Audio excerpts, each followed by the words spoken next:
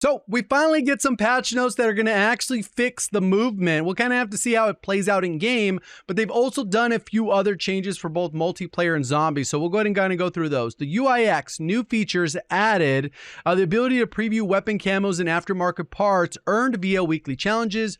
Weekly challenges will now display the associated base weapon for aftermarket part rewards, and then a few different bug fixes. Players will no longer be stuck in activating token state after consuming it, which is kind of annoying. You'd be like, all right, let me restart my game because I don't know if it worked. Address an issue that allowed players to select modes that are not supported via private matches, and address an exploit that allowed players to equip aftermarket parts without meeting the minimum requirements. Okay, they patched that out really quick. Movement. Okay, so decrease the attack sprint refresh delay after sliding by 75%. Increase attack sprint refresh time to match the infantry vest running sneakers. So it's like you're wearing that vest all the time, which is a huge buff for all the other vests if you weren't already running that. And hopefully that gets an additional buff on top of that. Decrease sprint delay after sliding by 53%. So that seems like a pretty noticeable difference. But you got to keep in mind that like something, if it was a 200 millisecond delay, 53% improvement would bring it down to 100 milliseconds. So it only moved by like 97 milliseconds or something like that. At launch, we introduced a delay after sliding into attack sprint refresh time. A review prompted by player feedback determined that our previous delay was too aggressive. Today's update will aim to improve the movement fluidity without making slide and attack sprint repetitive, the only viable choice for players. That's good. You should be able to use the slide, which is nice, but then it's going to give you the option to basically be able to use both. Weapons. Okay, corrected attachment and lock requirements for several MW2 weapons, which I don't know why anyone used those in MW3, even though they are available. I guess if you're still leveling those at this point. Challenges. Corrected unlock challenges tracking condition for barbecue operator. I thought that they already addressed that, but I guess they just repeated it here. Addressed an issue that prevented progression of the priceless camo challenge for DM58. Marksman rifle. So good, that's fixed for anyone who's on that grind, even though people have already been able to get the mastery camos. Armory unlocks. Wins will now progress armory unlocks without first completing daily challenges. So before you had to do the daily challenges, you got a point for each of those, and then wins would count. And hopefully this carries over to zombies as well, where you're just doing contracts. It'll count towards that in addition to the daily after you hit 25, and that'll make the armory unlocks that much faster, that everything you do is counting towards those armory unlocks. Maps, increase brightness in low visibility areas. Underpass adjusted to spawn points and parking lot to prevent players from dying upon respawn. It says spawn trapping. Removing that.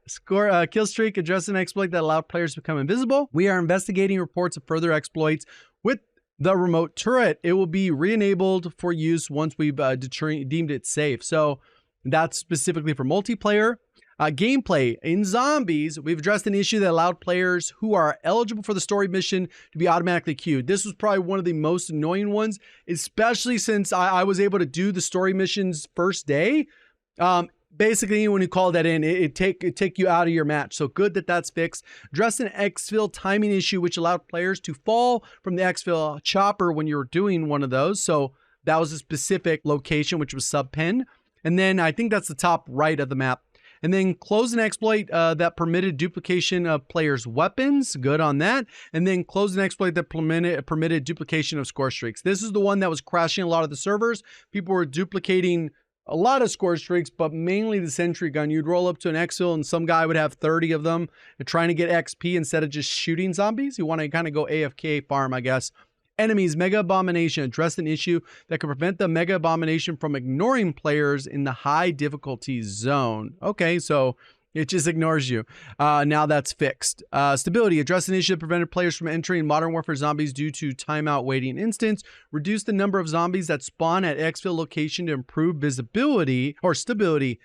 Oh, so there's actually less zombies spawning at the exfil locations. That's kind of crazy. Various stability and map fixes. Progression. General. Addressed an issue where weapon names were replaced with placeholder text when completing a camo unlock challenge in the AAR. And then after action report. So Battle Pass addressed an issue, prevented players from earning Battle Pass tokens. And then challenge. FR556 addressed the issue. This was called the Platinum Camo, I believe it was. And it was basically a one-time pack-a-punch. So hopefully that's fixed out. And then completionist camos, Enigma and Golden Ivory update. We've released a fix that allows player to complete the Golden Enigma Ivory camos with non-blueprint weapons.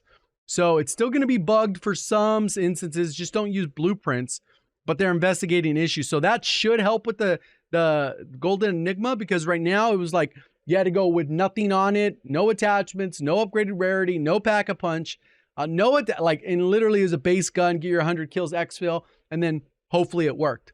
Our teams continue to investigate this completionist camo issue and are committed to releasing a fix that allows blueprint weapons to be completed. We thank everyone for their patient messages received regarding weapon configurations while we continue investigating. Pretty straightforward. I think it's a W. They come out with that before the weekend. We don't have to wait till next Tuesday. Let me know your thoughts down in the comments section. I'm going to be unlocking Borealis live on Twitch right now. If you want to go ahead and check it out, link to the top description. Appreciate the support. Thank you for watching as always. Have a great day.